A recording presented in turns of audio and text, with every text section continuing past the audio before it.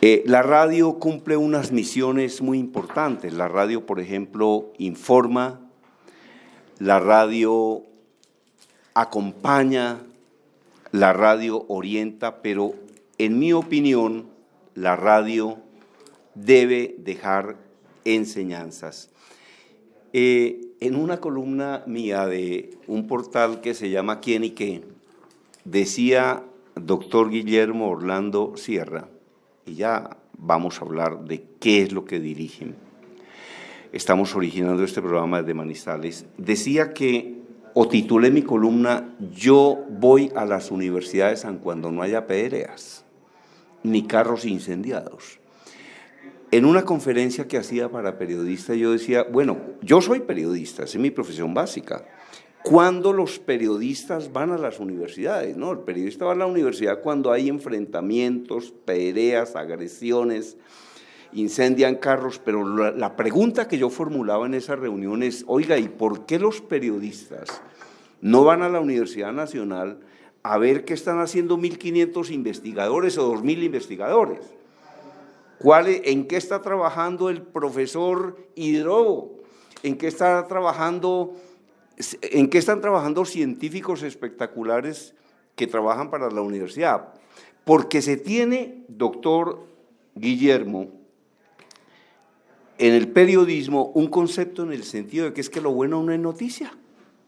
Entonces, de hecho, en los manuales de periodismo que yo leí hace 40 años, cuando trabajaba para el periódico El Tiempo, hace 40 años, pues comencé muy joven, ahí le decían a uno en esas cartillas de periodismo, si un perro muerde a un hombre no es noticia.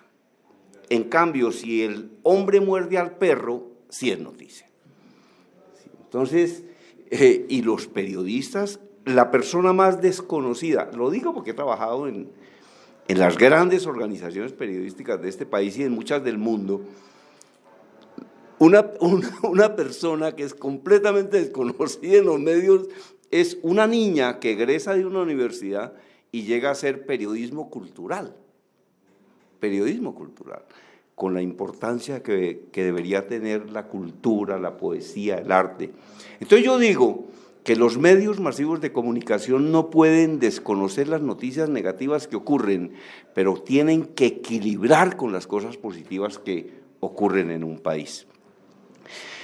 Doctor Guillermo Orlando Sierra, doctor en Ciencias Sociales,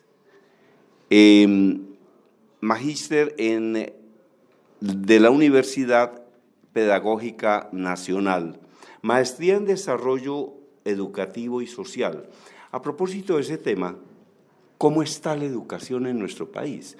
¿Qué le falta a la educación en el país o qué le sobra a la educación en el país? ¿Por qué es importante la educación para un país, por ejemplo? Le sobra mucho contenido y le falta mucha formación.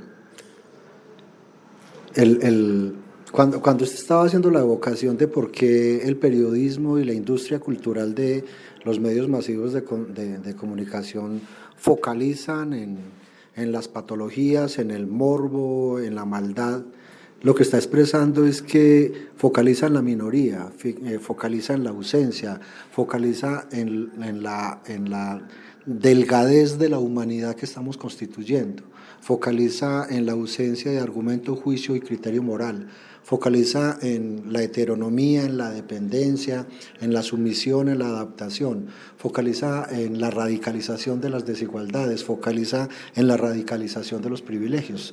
Entonces, es un periodismo que le hace el juego a mantener un statu quo a través de la idea del miedo, del riesgo, del terror, que inmoviliza, que incapacita, que elimina el principio de la esperanza, que está diciendo todo el tiempo, no podemos transformar esto. Y cuando nos hace sujetos consumidores de eso, nuestra mediación termina siendo una mediación del miedo, y sabemos que el miedo nos pone o a escapar o a evitar.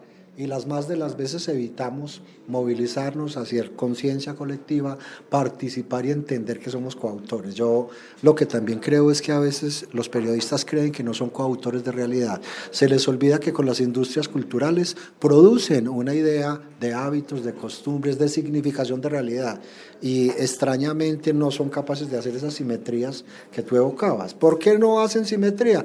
Pues porque se acaba su estilo de ver realidad, su recorte de realidad, porque lo que queremos nosotros es una amplificación del observador de realidad.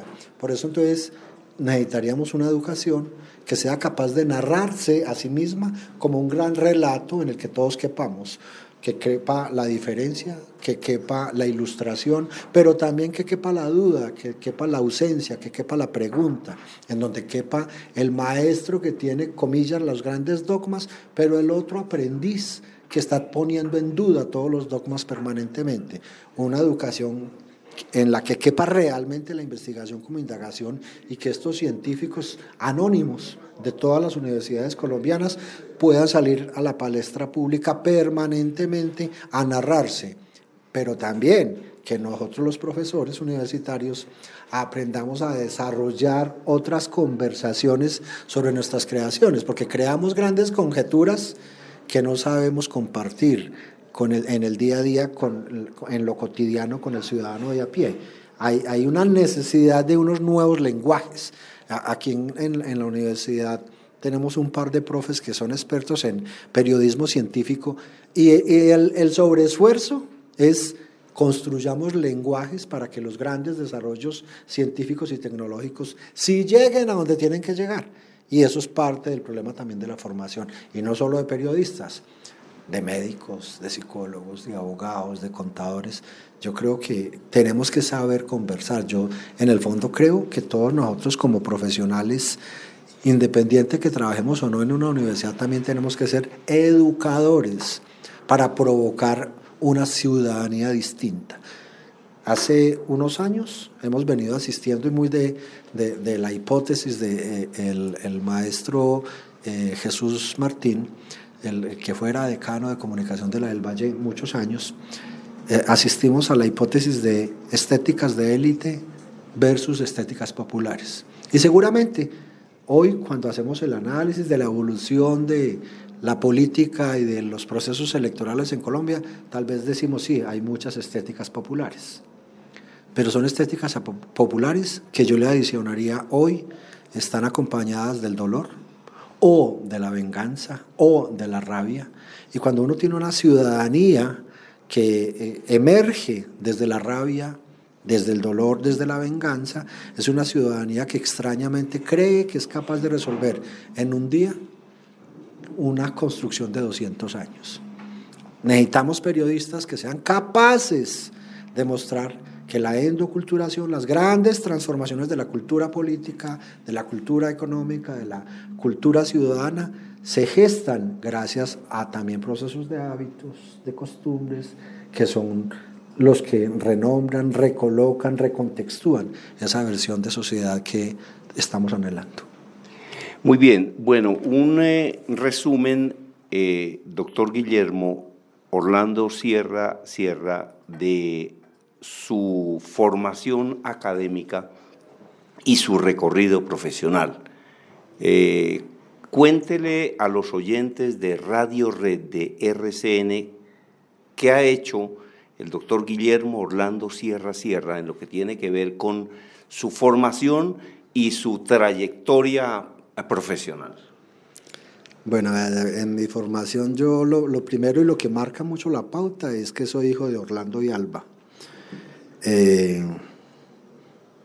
Dos seres humanos distintos, dos seres humanos que han sabido ponerse en duda y recolocarse permanentemente, y que hoy mi papá con 82 años y mi mamá con 80 todavía están aprendiendo a hacer, y eso nos ha llevado a que nosotros los hijos nos dispongamos siempre como en esa lógica del aprender. Y tal vez por eso terminamos con una gran cercanía a ser profesores. Deme lecciones concretas que haya aprendido usted de Orlando y de Alba. Por ejemplo, deme unas lecciones concretas de Orlando y unas lecciones concretas de Alba. ¿Usted qué ha aprendido de ellos? ¿Cuáles han sido muy importantes? Sí, ¿Cuáles han sido trascendentales para su vida? Cuando yo estaba joven me gustaba mucho jugar baloncesto, no lo hacía mal. Y alguna vez hice un partido del equipo del colegio y llegué a la casa muy aburrido porque perdimos por un punto en una final. Entonces llegué muy aburrido. Y entonces me dice mi papá, pero mijo, ¿qué le pasa? Yo, no, papi, ¿jugó mal? Yo, no, jugué muy bien. Fue el que más puntos hice. Y entonces, yo, no, papi, pero perdimos. Y entonces me dice, ¿pero usted disfruta el baloncesto? Y yo, sí, papi. ¿Usted disfruta estar allá en un escenario y que la gente cante y grite? Sí, papi. ¿Usted disfruta llegar a enfrentarse con otro y ser leal con el otro en el juego? Sí, claro. Entonces, sea feliz, hijo. El problema de la vida no es ganar. El problema de la vida es caminar. Esa es una imagen que tengo muy clara. Esa es una hermosa imagen. Hermosísima, hermosísima. Y otra imagen que tengo ya de mi mamá es, ni siquiera me pasó a mí, sino que ella... Perdóneme, volviendo al papá, la idea más o menos es como disfrutemos el camino, sí, y no esperemos a llegar allá a la meta. A mí me decía Juan Gosaín, con quien trabajé tanto en Caracol como en RCN, me decía que uno no tiene que disfrutar la cima, sino el camino hacia la cima. Porque decía, es que cuando uno llega a la cima, lo que pasa es que tiene ya que devolver, y de pronto bajando, quién sabe qué le pasa. Entonces es como disfrutar el camino, disfrutar como el aquí y el ahora. Vea que en este momento, en el vuelo de Avianca, venía leyendo una columna del doctor Valencia Cosio que habla exactamente de eso.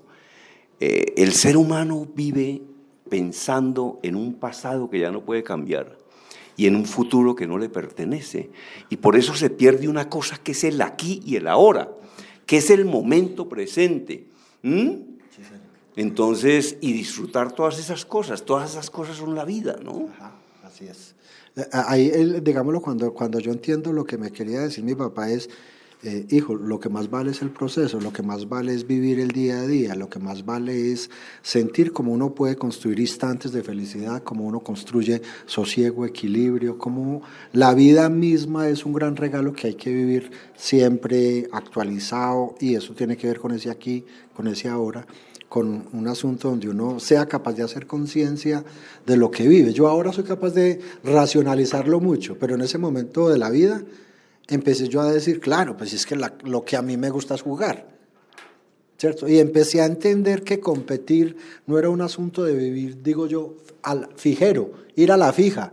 O sea, uno no compite solo para ganar, sino que compite también para encontrarse con el otro y saber que no necesariamente hay que ganar. Eso yo creo que vale la pena entender, que entonces no voy a hacer más porque siga acumulando triunfos, que hoy en metáfora la gente cree que es porque acumula dinero, es porque acumula reconocimientos, sino que uno es en tanto expande esas posibilidades internas de reencalarse al otro, de encontrarse con el otro, de construir con el otro. Un equipo es una creación colectiva. Yo creo que eso es lo que más también entrega para la vida. Claro, me decía el doctor Miguel Betín, un especialista en el tema de manejo de adicciones, doctor Jorge Enrique Vanegas, me decía que realmente no hay fracasos, porque seguramente puede que haya equivocaciones, pero un ser humano crece de la adversidad y también crece del éxito. Y decía el profesor Maturana una cosa de la que se han burlado, pero que eso tiene en el fondo algo de cierto, que es que perder es ganar un poco, porque definitivamente lo que hay es un aprendizaje. Hay un psicólogo que se llama el doctor Hugo Plazas Denis, quien decía, equivóquese todas las veces que quiera, pero no se equivoque 4 veces de la misma forma, porque una persona que se equivoca 4 veces de la misma forma quiere decir que no aprende. Para mí, doctor Guillermo Orlando Sierra, una persona inteligente es una persona que aprende de sus propios errores. pero yo digo que es genial cuando logra aprender del error de los demás. Pero parece que uno solo aprende cuando sufre como el tramacazo. Bueno, tengo acá también a otro invitado muy especial, el doctor Jorge Enrique Vanegas. Ahora me queda debiendo una cosa, doctor. Mi mamá. Las lecciones de Alba, por favor, eso no lo olvidamos. Eso no lo vamos a olvidar. Esa queda pendiente. Y luego quiero hablar un poco más sobre lecciones que le haya dejado su papá. Cómo son de importantes las lecciones que aprende una persona cuando es un niño o es un adolescente, tanto de sus padres como de sus profesores. Y cómo eso se fija en la mente del ser humano y permanece en él durante la vida. Doctor Jorge Enrique Vanegas, un gran abrazo, bienvenido a su programa Líderes que Enseñan. Acá entrevistando a un personaje extraordinario, como ya lo han escuchado, al doctor Guillermo Orlando Sierra Sierra. Aquí lo que hacemos es, hay una colega que se llama Diana Montoya que dice, oiga, no hay nada más rico que una buena conversada. Y esas conversadas, ¿qué le dejan al oyente? Que lo acompañan y le dejan enseñanzas, y muchas enseñanzas de estas cambian la vida de las personas. Germán, muchísimas gracias de nuevo y felices de estar desde Radio Red, Líderes que Enseñan, originando para RCN a nivel nacional e internacional en el mundo, desde la Universidad de Manizales. Hemos encontrado para Líderes que Enseñan hoy tu programa estelar, el estelar de estelares de esta gran sistema Radio Red de RCN, más apropiado imposible, el doctor Guillermo Orlando Sierra Sierra. La Universidad de Manizales, ese ADN que viene de doña Alba, ese ADN que viene del padre del doctor Guillermo Orlando Sierra, ratifica el ADN de esta organización, la Universidad de Manizales. Hacía 4 años, soy de la tierra y siento emoción, encontrar la transformación geométrica exponencial de esta institución y las variedades de programas, la actualidad en contenidos, programas de alto avance, actualidad en todos los tópicos, por ejemplo, digitales, pero sin perder la esencia de la humanidad. Doctor, ustedes están sembrando, ya con lo de su hogar marca mucho, pero ustedes tienen aquí unas maestrías, unos doctorados, en temas tan importantes como niñez, juventud, como diversidad, privilegiando ese valor de todas las sociedades que arranca por la familia, el respeto, y de una universidad que siempre ha tenido como su gran ADN los principios, los valores, la ética y el rescate de la dignidad humana. ¿Cómo han hecho para integrar el tema de las nuevas tecnologías y que la tecnología no haga presos de la misma a estos niños, a estos jóvenes que ya no dialogan, ya no conversan, como lo puede hacer usted hoy felizmente con su padre, con su madre? Bueno, nosotros también somos unos convencidos que universidad se hace tomando tinto, digo yo. O sea, le digo a los profes, usted no lo resuelve con un supertexto, usted lo resuelve conversando. Y la conversación lleva a tejer, también me gusta decir, con aguja, hilo y dedal hemos venido tejiendo, y es una historia que no es solamente ahora 2019, no es solo los últimos 5 años, sino son 47 años en los que la universidad ha venido haciéndose gracias a grandes hombres que han ido proponiendo, que son capaces de seguir soportando el peso de la creación.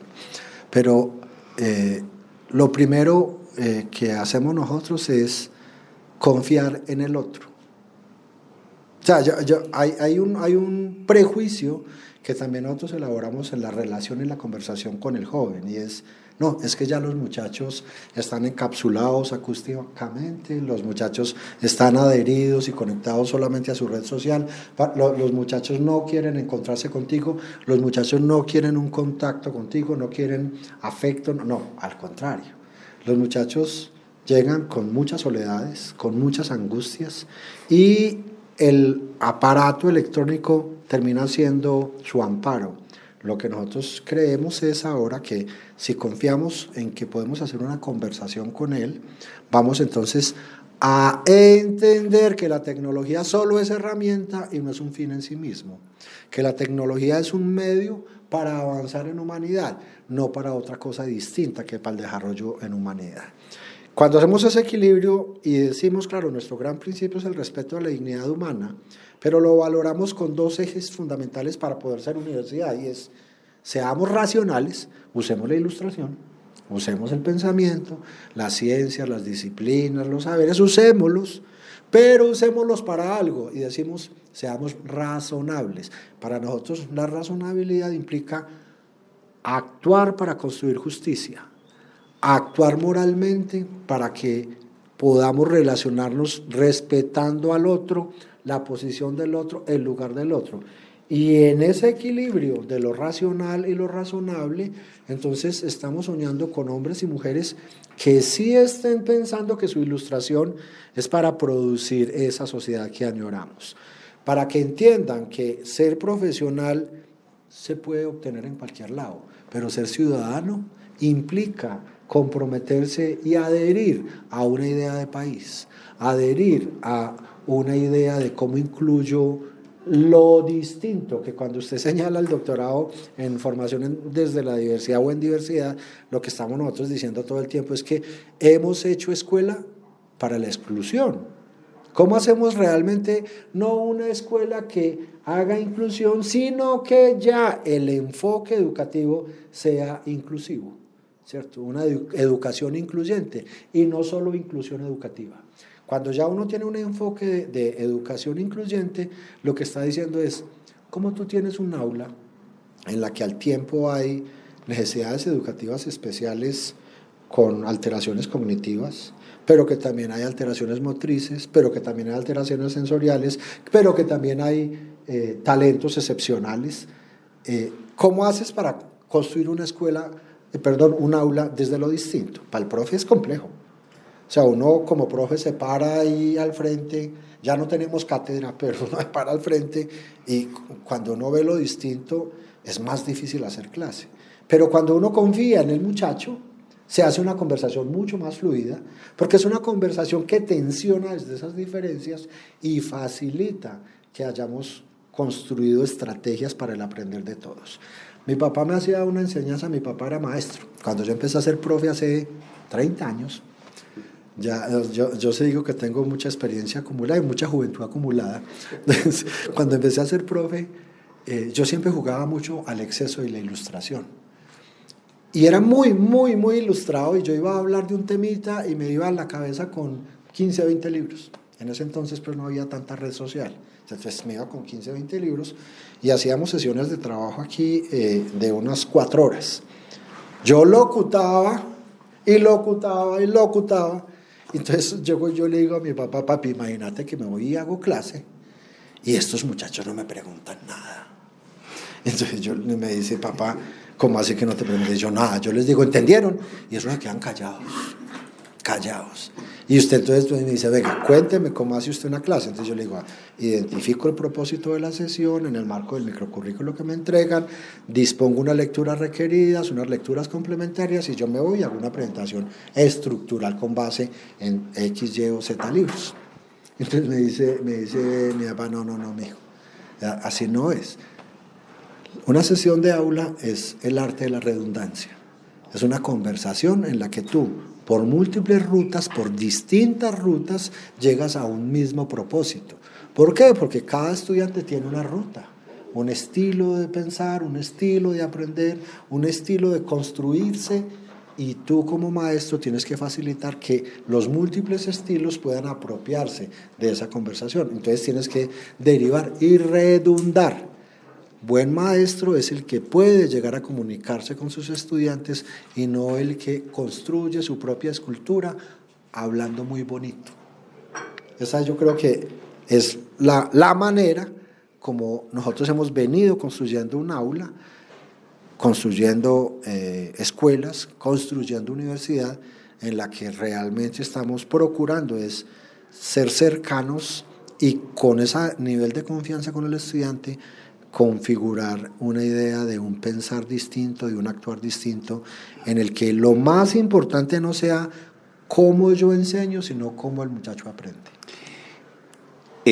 Yo dicto hace unos 30 años un seminario que se llama Así se habla en público, presentaciones eficaces y vendedoras de alto impacto. De los 12 libros que he escrito, hay 4 de hablar en público. Y para los oyentes, algunas ilustraciones sobre el tema, o recordárselas. Por ejemplo, una, y es que comunicar no es hablar, comunicar es hacerse entender. Y el mensaje no es lo que uno diga, sino lo que el otro entienda. Y muchas veces una persona dice una cosa y los demás entienden otra. Por eso, y eso se enseña en los seminarios, la mejor manera de preguntarle a un grupo no es si me hice entender o si me entendieron, sino qué me entendieron. Cuando una persona contesta qué entendió, cuando se produce el feedback, la retroalimentación en el fragor de la conversación, es cuando uno verifica qué tanto le entendieron o no. Mire que yo pongo en práctica una cosa en mis seminarios, talleres. Yo digo, mire, porque eso me lo preguntan mucho, oiga, profe, ¿yo cómo hago para verificar que las personas recibieron el mensaje? Porque es que si las personas no reciben el mensaje, la comunicación no lleva a la acción. Y la comunicación, por eso también enseñamos ahí que uno no debe comunicar para lucirse, sino para que le entiendan. Y debe comunicar para servir. Para mí, una clase en una universidad o una conferencia es buena cuando las personas que asisten salen con la sensación de que aprendieron algo que les sirve, de que aprendieron cosas que les sirven. Entonces, cuando yo detengo una conferencia para preguntarle a las personas que están asistiendo ahí, bueno, yo he dicho muchas cosas y usted ha tomado nota de muchas cosas, pero dígame una que a usted le haya servido. Entonces levante la mano y dígame una. Entonces la persona levanta la mano y me dice una y es perfecto. Y además se da uno cuenta ahí de unas cosas y es, oiga, cómo a cada persona le sirve una cosa completamente distinta. Yo digo que el éxito de una capacitación muchas veces depende más del que la recibe que el que la dicta, porque cuando las personas tienen una gran necesidad de un tema, todas las capacitaciones son casi que tienen el éxito garantizado. Entonces, hablar de lo que una persona sabe, comunicar con el deseo de servir. Yo digo en mis seminarios, talleres, que cuando una persona va a hablar en público, entre más ganas tenga de lucirse, más miedo tendrá. Entre más ganas tenga de servir, menos miedo tendrá. Entonces, ¿de qué manera, y de qué manera en los últimos años, con la llegada de tanta tecnología, usted lo sabe, y es que anteriormente el profesor era el que poseía el conocimiento, y era el que tenía la información porque era el que había estudiado y el que había leído y el que enseñaba. Pero hoy llegan a las clases, y me lo dicen muchos profesores, estudiantes más actualizados que el profesor a veces. Entonces, a propósito de la llegada de toda esta tecnología, de toda esta información, de todo eso que nos enseña Google, ¿de qué manera tiene que evolucionar el profesor para convertirse en algo también atractivo para el estudiante? Porque los estudiantes también van a estar atentos a lo que usted está diciendo, siempre y cuando usted les esté agregando valor, siempre y cuando los esté sorprendiendo y les esté enseñando. Doctor Guillermo Orlando Sierra, ¿cuáles son sus reflexiones?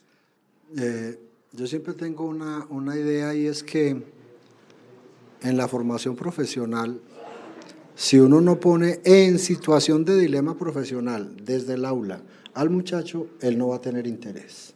Entonces, no se trata que vayas y hagas… ¿Cómo lo pone en dilema, por ejemplo?